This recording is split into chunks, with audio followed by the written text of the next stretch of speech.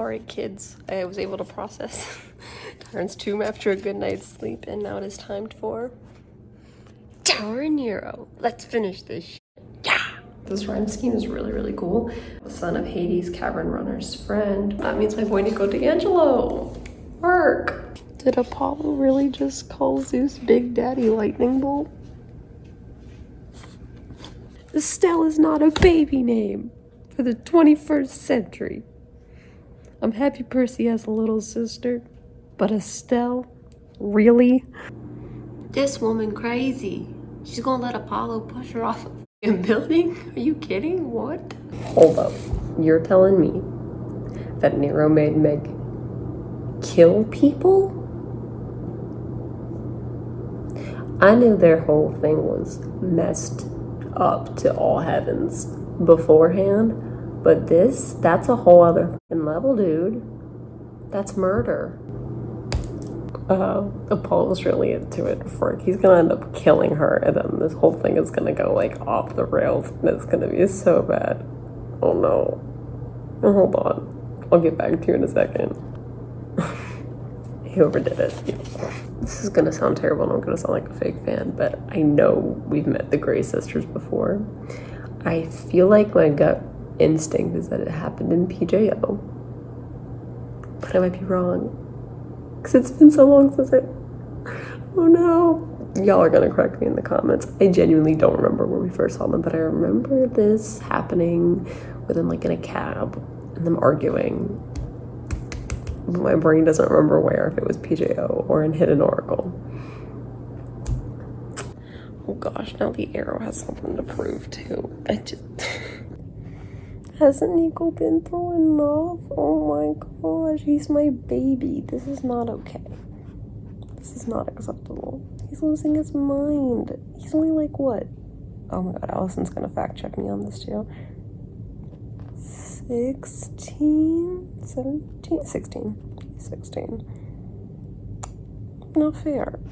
I love that Nico can never say anything normally. It's just, he always has to have like an adverb afterwards, like darkly or something like that.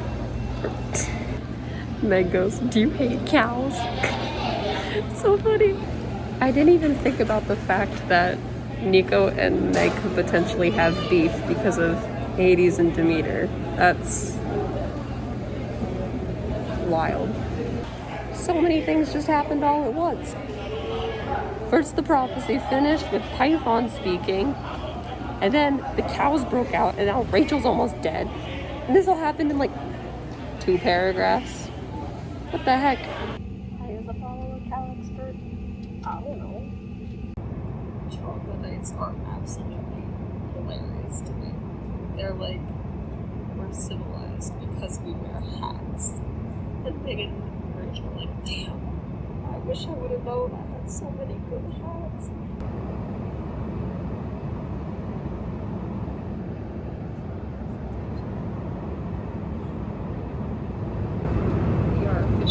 In the Tower of Nero. Oh boy. You can't tell what my jaw's dropped. Nero is trying to make himself the new Kronos. There's 12 kids, 12 Olympians. I bet each of them's a different kid from a different god too. Like, Meg's Demeter, obviously. But one's Aries, one, you know, so on and so forth. This is awful. This is literally awful. Jason's a Force ghost. Sandy Godieta. It's getting good, y'all.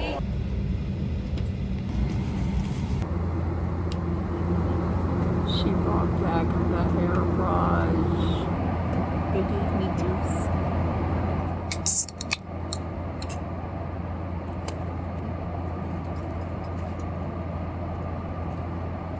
Is he gonna sacrifice the arrow? Oh my god! Why am I attached to a piece of wood? How the hell did they get to Styx? The river Styx. How did they get there? How did the telescope? Oh my god. I really appreciate the growth that Rick has formulated for our boy.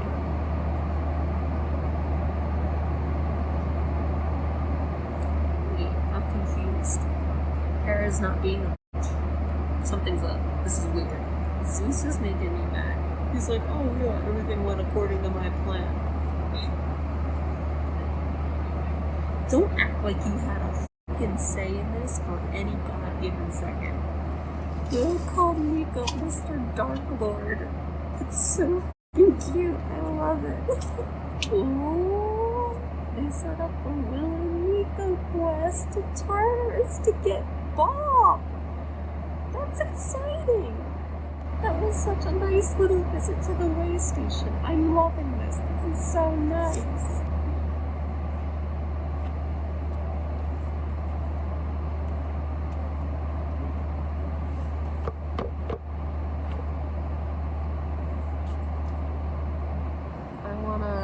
Sit, collect my thoughts, and once this plane lands and the sound quality and lighting gets better, we'll chat. We're gonna have a chat. Okay, so hi. Yes, it is the next day. Yes, I'm in a totally different location. Yes, I changed my clothes. I got home last night. My flight landed at 11:30. You can hear my cat meowing in the background because I am home. Good old... Yes, Piper, I understand. I've had plenty of hours to collect my thoughts on the Trials of Apollo, the Tower of Nero, and honestly, the series as a whole. I had time to rank Trials of Apollo, like all the books in TOA, and why I placed them the way. We might have some problems with people who got problems with me in the comments, probably, but this is just based off of, one, my memory, which is, as we all know, garbage. I can't tell you how many times Allison's had to correct me in either subtitles or whatever. That kid was like 10. 11. 11. What else is an 11-year-old to do? He's 12. Oh, he's 12 now. Gee whiz. Sorry, Allison, I love you dearly. Yeah, so it's based on my memory, my opinions, and just overall what I took away, what I appreciate in a book, which might be different than what other people appreciate in a book. So this book, I would honestly say, is the best in the series. And I don't know if that's like I haven't really read a whole lot of the stuff about this book yet because I wanted to keep myself as spoiler-free as possible. I think this is the best of the Trials of Apollo series. And like I said, I don't know if that's a common opinion. It was a phenomenal last book. I'm looking at you, Blood of Olympus. You sucked as a last book, and this was such a good last book. Oh my god, I was so satisfied by the ending. I had like no questions except for what was going to happen in the spin-offs that he set up, like, what, 3 or 4 spin-offs, and I'm excited for almost all of them. And it was like the climax just kept going and going and building, and oh my gosh, the character development, even at the end when he got his, this is all, obviously this is spoilers, this whole thing is spoilers, when he got his godhood back at the end, he felt like Rick did such a phenomenal job of writing out what imposter syndrome feels like. I suffer from imposter syndrome here and there. And it's not a good feeling. It's a sucky, sucky feeling. And he described it so wonderfully through the eyes of Apollo in this book. It is fantastic. Oh my god. I loved the character development with Meg. I loved how we didn't actually know if she was going to side with Nero or Apollo. We kind of knew, like, it's a Rick Riordan book. There's only so much misery he can put into a book. We kind of knew. But, I mean, if you didn't know the way Rick writes, based on what he's given us, like, thus far in Trials of Apollo, you weren't sure if Meg was going to end up with the good guys or the bad guys. I love how in this book, he really puts together that Zeus and Nero aren't that different, and him and Meg's upbringings, while very different, aren't actually that different based off of just putting their fathers, putting the fear of God into them constantly. Oh my gosh, I could go on. We all know that the cameos that have gone on through Trials of Apollo some of them have been really good. Some of them have been real forced. You're really just trying to get everybody in just to say you got everybody in type deal. But the cameos in this book did not feel forced at all, in my opinion. It's like, oh, of course that character would be there. Why wouldn't they type deal? It was just, I could not possibly say enough good things about this book. I kept engaged the whole time. I literally binged this book in like 2 days, all 396 pages. Which isn't a big deal for me. It's like not a huge thing. But still, it's been a while since I've been able to sit and successfully binge a book. And this one, easy. It wasn't even like I had to like be like, okay, I'm reading this because I need to finish this and finish this video. Like, I read it because I wanted to. Oh my gosh, it was just such a good engaging read.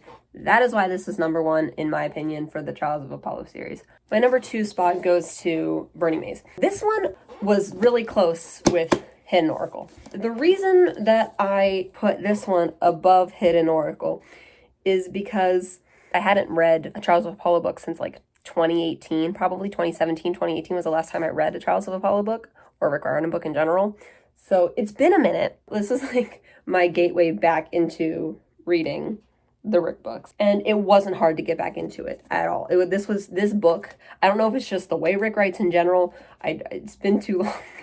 It was not hard to get back into it at all. I just slid right back in, as if almost 3 years basically had not passed between me finishing Dark Prophecy and me picking up Burning Maze. It was just such a awesome, hold on, climax of Burning Maze was absolutely fantastic. I am an old soul who enjoys things like Sudoku and crossword puzzles and jigsaw puzzles and puzzles in general. The only games on my phone are puzzle games. So the whole ending with like the crossword and like figuring it out, like Scrabble, was so awesome to me. And plus like the whole like tension of like Apollo suffered so much in this book. This is definitely one of the books where he suffered the absolute most, and Rick does not hold back, and I really, really appreciate that. Because he's literally like, yeah, my flesh was just getting, like, burned away from me. I can feel my body, like, separating. I was like, oh my gosh. It definitely gave Piper the redemption that she so much deserved. I've always, like, liked Piper, but I was just like, there's just so much untapped potential with her, and I think they really did my girl some justice in this book, and I really, really appreciate that.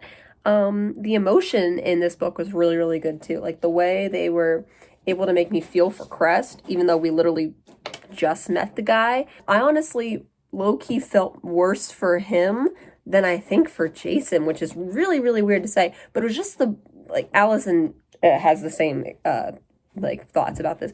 It's just the brutality of the way Crest was like killed was like, oh my gosh. And obviously the stuff with Jason was very emotional. Piper's reaction was probably the best. It was just so beautifully sad and beautifully tragic, and I just really liked it.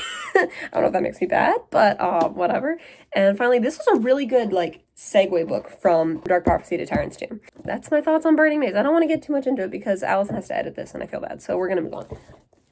Hidden Oracle. This one is number 3 for me, and it's just below Burning Maze. And like I said, I was flipping them back and forth. And honestly, it was a really, really good first book too. It was a fantastic first book. Apollo annoyed the shit out of me in this book, and I think that's why I put this one at number 3. He like literally just got his immortality stripped away from him. And he was just so annoying. This whiny ass annoying guy. Meg was all right at first, but I really did appreciate the growth that they had with Meg already just in this first book. They really do a good job with like getting Nero and Meg's like rocky relationship out of the gates, letting you know right off the bat this is going to be a recurring thing for this whole series. And it was just really nice upfront information that we kind of got to build with, and this was just the start of like Meg's character arc and Apollo's character arc. It was a really, really strong start to a new story that we hadn't really seen before.